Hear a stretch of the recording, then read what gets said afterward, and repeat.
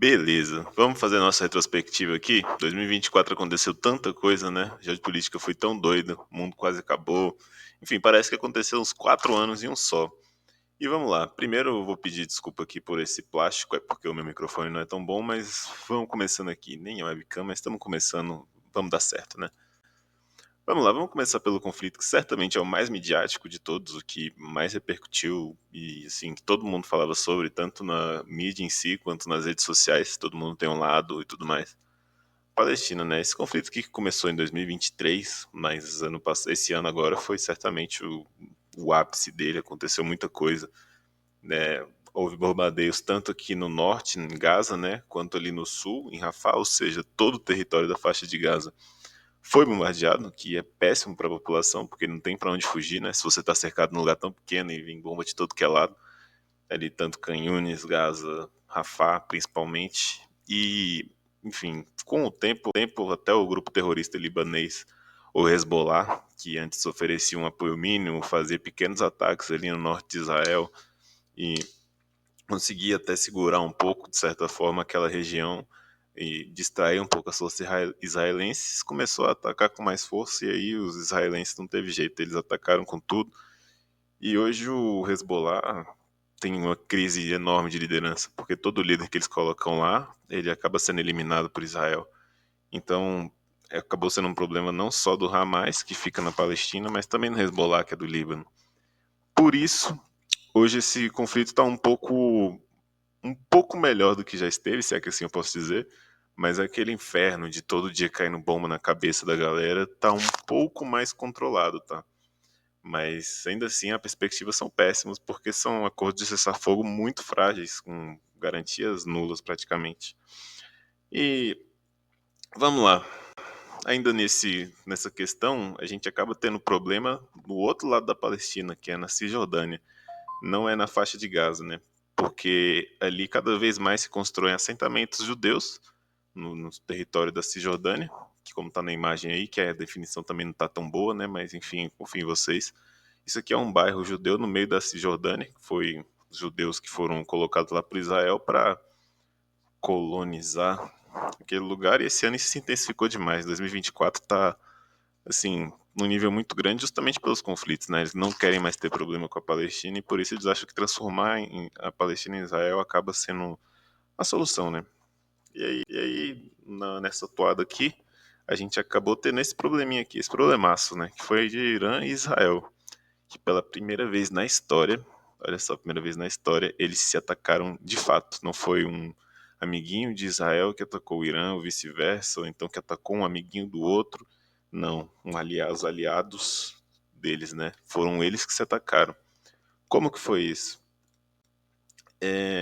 Eles nunca tinham se atacado na história, tá? Isso aqui tinha um tabu, porque ambos são potências militares muito mais fortes que as demais no Oriente Médio. Talvez a comparação seja a Arábia Saudita ou o Egito, sim, mas ainda assim muito abaixo deles. E eles são inimigos mortais também. E até os seus aliados, por exemplo, o Irã é muito aliado da Rússia e o Israel é muito aliado dos Estados Unidos. Então, assim, o que aconteceu é que passaram das trocas de farpa. O Israel, perdão, acabou matando um líder do Hamas dentro do território iraniano, explodindo um andar de um prédio que ele estava. Enfim, aí o Irã retaliou, jogou alguns mísseis assim, foram feitos para serem abatidos, vamos ser honestos aqui, né? E diante disso, Israel achou inadmissível, apesar de não ter sido atingido, porque foram tudo interceptados, e retaliou novamente, atacou mais pessoas dentro do Irã, e aí o Irã soltou mísseis balísticos no território de Israel. Míssil balístico é praticamente impossível de defender, é muito difícil de defender um míssil balístico quando você tem um ataque muito massivo. Foi o caso, né? E assim, hoje os aliados do Israel conseguiram convencer eles a não atacarem mais, né? Mas a situação continua tensa. Mas muito menos tensa do que já teve, tá? Mas isso aqui pra explodir num conflito regional é facinho. E agora a gente volta pra nossa querida questão ucraniana, né? Que já dura faz tanto tempo, parece que essa guerra não acaba. Então, esse ano de 2024 foi difícil nessa guerra. Por quê? Porque o conflito não evoluiu, cara. Ficou quase que na mesma. Não em questão de moral, isso a gente vai abordar já já. Mas não evoluiu, ficou na mesma. E morrendo muita gente. Essa guerra aqui mata muita gente, mas muita gente mesmo. Há estimativas que chegam perto de 1 milhão, há outras que chegam a cerca de meio milhão, mas é muita gente, ninguém sabe ao certo assim. E vamos lá. A Rússia, essa imagem aqui, ela é do final de 2023. Controlava cerca de 17% do território que a ONU considera como ucraniano. E ao fim desse ano, ou seja, passado um ano, ela controla cerca de 20%. Ou seja, a Rússia ganhou territórios. Mas, para um ano inteiro, com tanta morte de soldado, tanto custo político e financeiro também, você ganhar só 3% é muita coisa. É muito pouca coisa, na verdade. Pensa no tanto de gente que acaba perdendo a popularidade porque algum amigo, algum familiar foi mandado para a guerra. E, assim, contra a vontade dos familiares, né? É um custo humano muito grande. Mas o tom esse ano desse conflito foi esse: foi a Rússia conquistando bem devagarinho com territórios e territórios e territórios, e os ucranianos perdendo bem devagarinho os territórios deles, principalmente na região de Donetsk, no leste ali, que é mais ou menos onde está aquela seta da Rússia. Ali a Ucrânia perdeu bastante território comparado com os outros lugares. E por parte da Ucrânia, a moral tá abalada, cara. A Ucrânia não consegue mais reaver nenhum território, faz muito tempo que eles só perdem e não ganham nada, não conseguem fazer um contra-ataque que funcione, né? E a ajuda do Ocidente está cada vez menor. Agora com o Trump ele promete parar com isso se o Zelensky vai ter que negociar se não acabou a ajuda. É basicamente essa. E a questão é o seguinte: não só o Trump, a União Europeia agora, o parlamento acabou votando bastante por uma direita bastante nacionalista que é contra a ajuda à Ucrânia, né? Para eles isso aí deveria ser um problema do Zelensky e ninguém se meter nisso. Mas, enfim, a situação para os ucranianos não tá legal. A única boa notícia que eles tiveram no ano aqui, basicamente, foi essa aqui. Eles conseguiram tomar um território que é russo, na região, num oblast que a gente chama, né? Num estado chamado de Kursk. Se você gosta da Segunda Guerra Mundial, você provavelmente já ouviu falar da Batalha de Kursk. E é justamente ali mesmo que eles tomaram. Mas os russos estão bem lentamente retomando também, tá? Kursk, mas é bem lentamente mesmo. E aqui que chega no pulo do gato. Com a tomada de Kursk, o Putin ele viu que ele precisava ter mais soldados sem precisar convocar russos, porque você convocar pessoas que votam no seu país é um pouco impopular.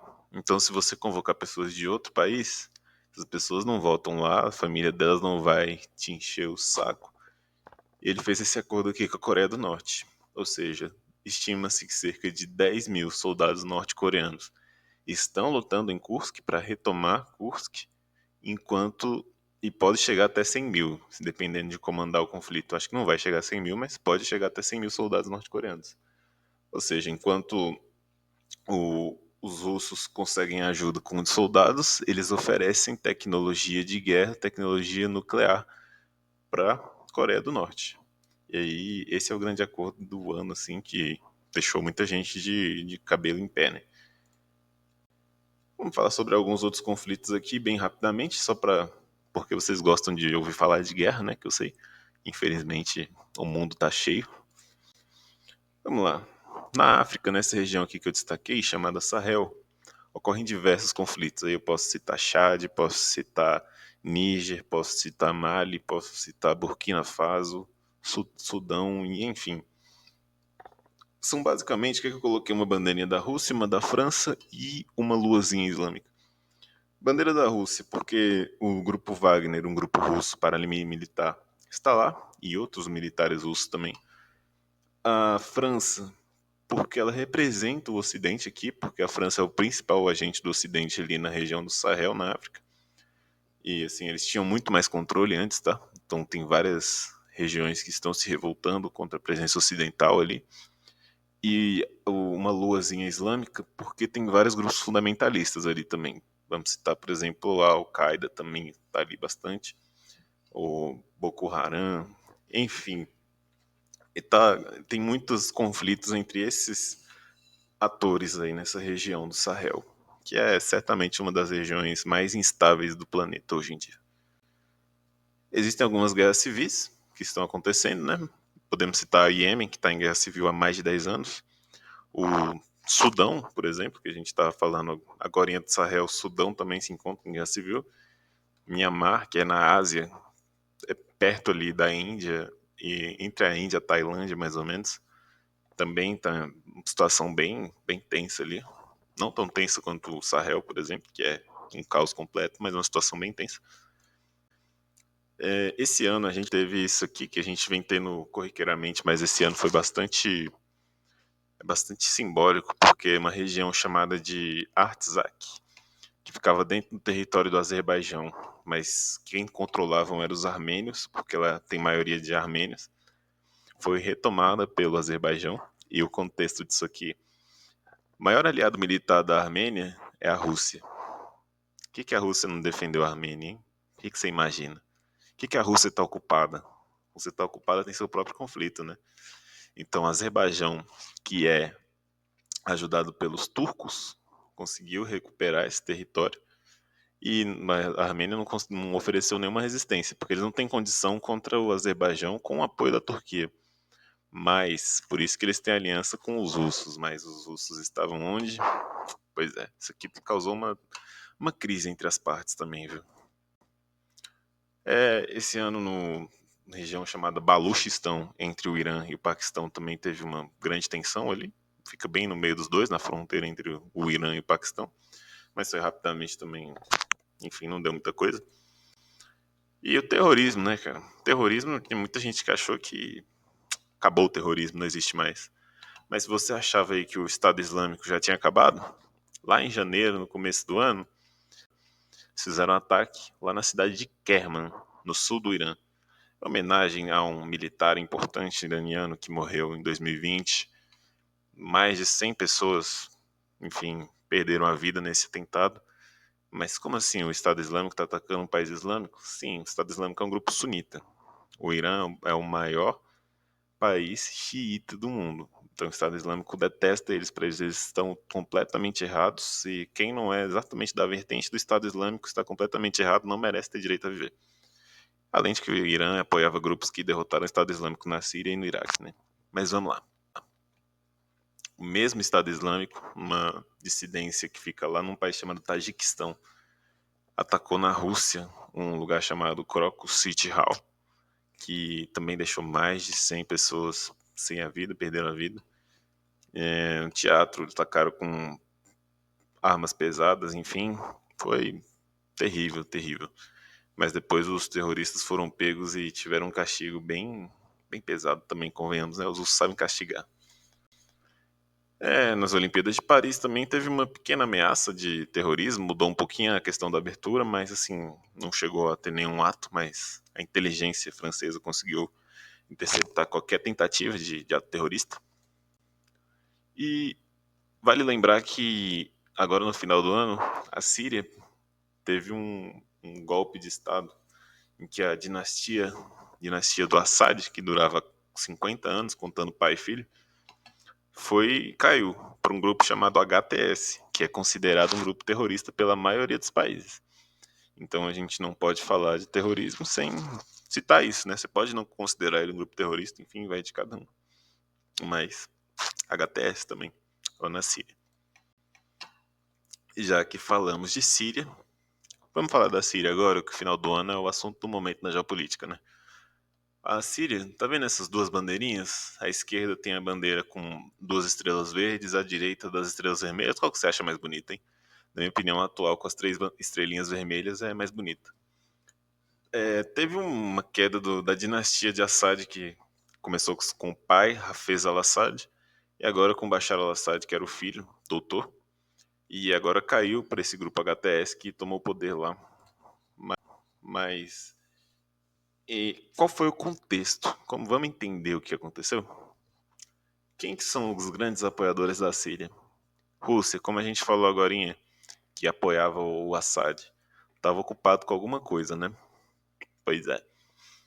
Hezbollah, nós falamos lá no começo também. Hezbollah tá em frangalhos. O Israel tá acabando com o Hezbollah. E por último, o Irã. O Irã também a gente citou agora, não citou? Tá em tensão com Israel, tá aumentando os gastos militares para se proteger, não para proteger a Síria. Então os grupos ali se viram uma oportunidade, aí eles buscaram ajuda em quem não gostava do Bashar al-Assad, principalmente os turcos, né? O Erdogan teve o maior prazer em ajudar. E aí, enfim, caiu rapidinho. Eles não conseguiram oferecer nenhuma resistência aqui a quem eles estavam lutando, a Rússia com a Ucrânia, os demais com Israel, e não conseguiram oferecer nenhuma resistência, assim, porque é um governo impopular também, né? Então, eles conseguiram entrar primeiro em Alepo, que é a segunda maior cidade do país, praticamente sem resistência, e até Damasco eles foram rapidamente também, baixíssima resistência. E agora esse grupo HTS tem um desafio enorme de liderar um país que está completamente dividido, tem partes dominadas por curdos, partes dominadas por outros grupos militares, e buscar apoio internacional também, né? Porque os turcos já demonstraram que querem apoiar sim, mas não querem apoiar da mesma forma que os americanos e, enfim, ali a situação tende a piorar bastante antes de melhorar, se é que vai melhorar, né? Beleza. Vamos falar do BRICS, né? Não tem como falar 2024 sem falar do BRICS. Que esse ano teve a primeira expansão desse bloco desde 2011, ou seja, 13 anos depois. Entraram 5 países: Arábia Saudita, Emirados Árabes, Egito, Etiópia e Irã. Se você acha que foi bom, deixa aí nos comentários. Se você acha que foi ruim, enfim. E mais 13 países foram convidados agora recentemente na cimeira que eles tiveram, que a gente teve lá na Rússia no mês de outubro, se eu não me engano, foi novembro. Enfim, agora que a Rússia teve as suas sanções definidas contra o Ocidente lá em 2022, o BRICS acabou se tornando um grupo, quase que um grupo, uma antítese ao G7, que é considerado o clube dos países ricos, né? O BRICS acabou sendo considerado o clube dos países emergentes, que buscam tirar os países ricos desse posto de controle do mundo. Mas quem que quer isso? A gente vai ter principalmente aqui. Mas quem que quer isso? É principalmente a China e a Rússia, que veem o Ocidente como inimigos. E como o Ocidente vê eles como inimigos, tá? Não é uma apatia só de um lado. Ambos se odeiam. Mas os outros dois principais, a Índia e o Brasil, não consideram assim que esse deve ser o caminho para o BRICS. Mas a China e a Rússia vêm prevalecendo e vêm ditando o tom do grupo. E esse ano nós tivemos a cimeira na cidade de Kazan, na Rússia. Seria no Brasil, mas o Brasil cedeu para a Rússia, porque já tem muito evento acontecendo no Brasil. E lá foi a ideia de uma moeda comum para fazer trocas e negociações ganhou bastante força. Isso é péssimo para os Estados Unidos, que ameaça bastante o pessoal dos BRICS, mas hoje em dia eles já não conseguem ameaçar com tanta força, até porque tem a China, que também é um player muito forte na geopolítica global, e não deixam os Estados Unidos mandarem sozinhos.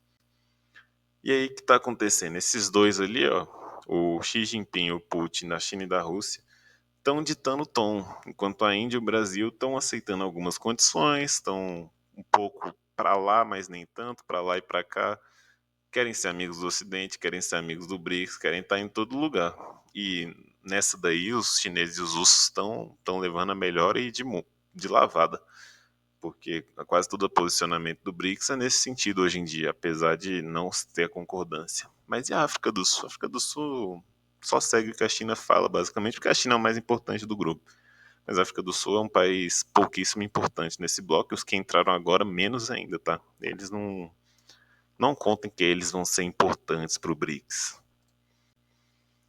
Esse ano, 2024, também foi o ano de eleições ao redor do mundo. E vamos lá, vamos fazer um breve apanhado aqui de eleições que aconteceram. Primeiro aqui na Índia. Na Índia, Narendra Modi, um conservador bastante populista e popular, ganhou novamente, vai assumir mais um mandato aí. E no Uruguai, nosso vizinho, o atual presidente Lacalle Pou não foi eleito, voltando à esquerda no Uruguai depois de 5 anos.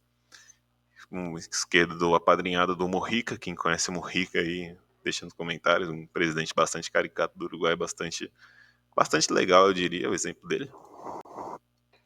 No México, nós tivemos a primeira mulher, a Cláudia Sheinbaum, que ganhou lá, sucessora do Obrador Lopes, que governava lá já. Na Rússia, quem que você acha que ganhou na Rússia, hein? Quem que você acha? Você tem alguma noção? Será que foi o Putin? Pois é, na eleição mais democrática do mundo, o Putin foi eleito. E no Brasil, a grande realidade é que o candidato, o coach, conheceu a cadeira, né? Conheceu o banco, levou uma cadeirada e basicamente isso foram eleições municipais, não é tão importante assim para a geopolítica, mas esse fato aqui foi certamente comentado no mundo todo, então ele deveria estar assim na nossa retrospectiva. Agora eu vou falar das eleições mais importantes que nós tivemos. Nós tivemos três bastante importantes. Vou começar com essa aqui, que é do Parlamento Europeu. Por que que ela é tão importante? Porque ela mostra a vontade da Europa de não aceitar mais imigrantes, de não querer intervir mais com Rússia, Ucrânia, enfim, cada vez mais a direita na Europa vem ganhando espaço, uma direita nacionalista que não quer imigração, que quer preservar a sua cultura e em detrimento de aceitar imigrantes às vezes islâmicos, africanos, enfim. E aqui nas eleições parlamentares ficou bem claro, na Alemanha, na Itália, na França, todo mundo aqui ficou bem claro isso. As eleições da Venezuela, né, que assim é muito importante porque para o Brasil em si, não tanto para o mundo, mas para o Brasil porque ditou o rumo das nossas relações com a Venezuela, que ficaram bastante abaladas, tá? O Lula brigou bastante com o Maduro, principalmente o Maduro com o Lula. O Lula com o Maduro nem tanto, ele não quer a inimizade do Maduro, mas por ele não ter reconhecido o resultado, o Maduro achou um absurdo, né? Que seu maior aliado não ter reconhecido os resultados e vive atacando o Lula tenta apaziguar. E tá nessa aí. Não estão mais tão brigados, mas também não estão amigos, não. E por último, mais importante, certamente, o Donald Trump voltou para a Casa Branca. Uma eleição avassaladora, tá? Previa-se uma eleição bastante apertada. No voto popular foi, de certa forma, apertado, por diferença de 1,5% é apertado. Mas no colégio eleitoral, que é o que vai lá nos Estados Unidos, nos estados que realmente fizeram campanha, o Trump ganhou de forma avassaladora. E o futuro agora espera a Europa com muito mais dificuldade de dialogar com os Estados Unidos, imigrantes com muito mais dificuldade de entrar nos Estados Unidos. Enfim, a economia é um mistério que, ao mesmo tempo que ele promete gastar muito, também promete alguns cortes de gasto, ninguém sabe direito como vai ser. E aqui tem que falar do Elon Musk, né, que é um ator importante na eleição do Trump. Vamos destacar que aqui só highlights rapidinho. Na Coreia do Sul, o atual presidente tentou dar um golpe de Estado, e falhou, ele declarou lei marcial, fechou o parlamento, enfim. No dia seguinte deu tudo errado, ele vai ser empichado com certeza. Lula e Maduro, relação abalada, como eu falei agora, como eu já falei, não vou repetir. Acordo Mercosul-União Europeia, depois de 25 anos de negociação, avançou, ainda não é certo, mas avançou sim, a chance de ser firmado é bastante grande. O Brasil foi sede da cúpula do G20 desse ano, foi considerado até bastante sucesso, tá? Não foi um grande fracasso brasileiro, não.